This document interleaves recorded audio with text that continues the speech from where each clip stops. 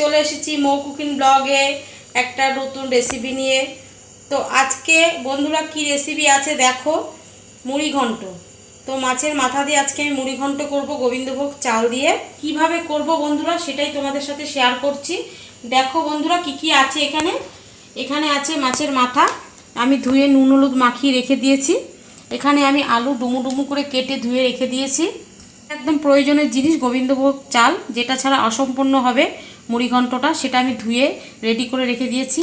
এখানে আছে কাঁচা লঙ্কা, আদা আর বাদাম বাটা, আর এখানে আছে গোটা গরম মশলা, এটা আমি বেটে নেব বন্ধুরা। এখানে আছে গোটা জিরে, এখানে আছে তেজপাতা, এখানে আছে শুকনো লঙ্কা ফোড়ন দেওয়ার জন্য, আর যেটা আছে হলুদ আছে, জিরার গুঁড়ো আছে, নুন আছে আর লাল লঙ্কার গুঁড়ো আছে। এটা দিয়ে আজকে আমি বন্ধুরা আর সামান্য একটু মিষ্টি দেব। তো আজকে বন্ধুরা এটা দিয়েই আমি তৈরি করে নিচ্ছি মাছের মাথা দিয়ে মুড়ি ঘন্টটা। তো বন্ধুরা আমি গ্যাসটা ধরিয়ে কড়াইটা বসিয়ে দিয়েছি, কড়াইটা গরম হয়ে গেছে। এইবার আমি মাথাটা ভাজার জন্য আমি তেল দিয়ে নিচ্ছি।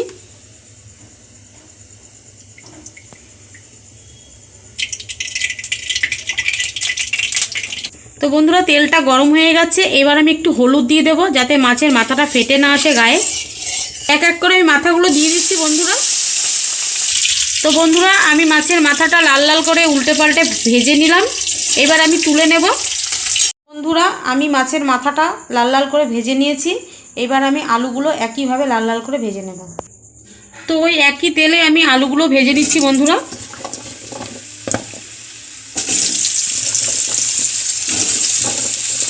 বন্ধুরা আলু ভাজার মধ্যে আমি একটু দিয়ে দিচ্ছি নুন আর একটু দিয়ে দিচ্ছি হলুদ। এবার আমি ভেজে নেব লাল লাল করে। বন্ধুরা লাল লাল করে আলুটা ভেজে নিয়েছি, এবার আমি তুলে নিচ্ছি। তো বন্ধুরা আমি আরেকটু তেল দিয়ে নিচ্ছি কড়াইতে। যে যেরকম তেল খাবেন বন্ধুরা সেরকমই তেল দেবেন। তো তেলটা গরম হয়ে গেছে, এবার আমি দিয়ে দিচ্ছি তেজপাতা, দিয়ে দিচ্ছি শুকনো লঙ্কা আর দিয়ে দিচ্ছি গোটা জিরে। তো বন্ধুরা মশলাটা আমি দিয়ে দিয়েছি ফোড়ন, জিরাটা ভাজা হয়ে গেছে, জিরা তেজপাতা শুকনো লঙ্কা। এবার আমি দিয়ে দেবো কাঁচা লঙ্কা, আদা আর বাদাম বাটা। আপনারা বন্ধুরা বাদাম না দিলেও হবে, ছিল তাই আমি দিয়ে দিয়েছি। তো বন্ধুরা আমি এই বাটিটা ধুয়ে একটু জল দিয়ে দিলাম। তো এবার দিয়ে দেবো গোবিন্দভোগ চালটা। এখানে কিন্তু বন্ধুরা আমি রসুন বা পেঁয়াজ কিছুই ব্যবহার করব না, আমি কিন্তু আদা জিরা বাটা দিয়ে এই মুড়ি ঘন্টটা তৈরি করব। এখানে পেঁয়াজ রসুন একদম ব্যবহার করব না। তো আমি দিয়ে দিচ্ছি জিরের গুঁড়ো, দিয়ে দিচ্ছি হলুদের গুঁড়ো, দিয়ে দিচ্ছি লাল লঙ্কার গুঁড়ো। যে যেরকম ঝাল খাবেন বন্ধুরা সেরকমই ঝাল দেবেন। এবার আমি মশলাটাকে কষিয়ে নেব ভালো করে। তো আমি একটু মশলাটা কষানোর জন্য অল্প একটু জল দিয়ে দিচ্ছি বন্ধুরা, দিয়ে আমি গ্যাসটা বাড়িয়ে দিচ্ছি, দিয়ে আমি একটু পরিমাণ মতো নুন দিয়ে দিচ্ছি। এবার নাড়াবো, মশলাটাকে ভালো করে কষে নেব। তো মশলাটা বন্ধুরা কষে গেছে, এবার আমি ভেজে রাখা আলুগুলো দিয়ে দিচ্ছি। আলু দিয়ে বন্ধুরা মশলাটা কষে গেছে ভালো করে, এইবার আমি পরিমাণ মতন জল দিয়ে দেব। তো বন্ধুরা ঝোলটা ফুটে গেছে, এবার আমি ভেজে রাখা মাছের মাথাগুলো দিয়ে দিচ্ছি এক এক করে।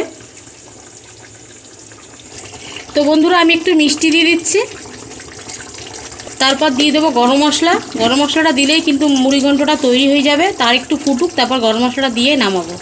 তো বন্ধুরা আমি গরম মশলাটা বেটে নিয়েছি, এবার দিয়ে দিচ্ছি। বন্ধুরা দেখো কি সুন্দর একটা কালার এসছে, বেশ মাছের মাথা দিয়ে মাখো মাখো কিন্তু মুড়ি ঘন্টটা হবে। তো বন্ধুরা মুড়ি ঘন্টটা একদম কমপ্লিট হয়ে গেছে। তোমরা তো দেখতেই পেলে আমি কিভাবে মুড়ি ঘন্টটা তৈরি করলাম। তো এবার নামিয়ে নিচ্ছি, তারপর তোমাদেরকে দেখাচ্ছি। বন্ধুরা আমি যে মুড়ি ঘন্টটা করে দেখালাম তোমাদেরকে, সেটা কিন্তু বাড়ির সব উপকরণ দিয়েই কিন্তু মুড়ি ঘন্টটা একদম সুন্দরভাবে তৈরি হয়ে যাবে। তো এখানে কোনো পেঁয়াজ রসুন আমি ব্যবহার করিনি, তোমরা তো দেখতেই পেলে। তো কেমন লাগলো বন্ধুরা কমেন্ট একটু জানিও, আর ভালো লাগলে লাইক করো, কমেন্ট করো, শেয়ার করো, আর অবশ্যই সাবস্ক্রাইব করো। আর মৌ কুকিং চ্যানেলে তোমাদের সামনে নতুন নতুন রেসিপি নিয়ে আমি আসতে চলেছি।